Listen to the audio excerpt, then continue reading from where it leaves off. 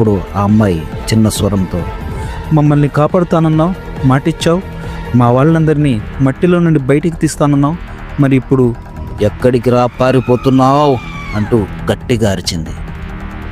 నేను అవేమీ వినిపించుకోకుండా అలాగే ముందుకు పోతూనే ఉన్నాను. కానీ కృష్ణ చెయ్యి నా చేతిలో లేదు అనిపించింది. వెనుతిరిగి చూశాను. అప్పుడు కృష్ణ ఆ అమ్మాయి చేయి పట్టుకొని నిలబడి నన్నే చూస్తున్నాడు.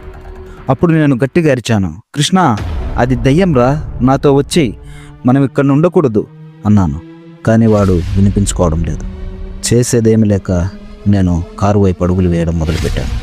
ఆ దట్టమైన అడవిలో, ఆ మబ్బులో నేను వదిలే శ్వాస, నేను నడిచే నా అడుగుల శబ్దం తప్ప నాకేమీ వినిపించడం లేదు. ఎలాగో అలా కారు దగ్గరికి చేరుకున్నాను. కారు డోర్ ఓపెన్ చేద్దామని కీస్ కోసం వెతుకుతున్నాను. కానీ కార్ కీస్ కృష్ణ దగ్గర ఉండిపోయాయి.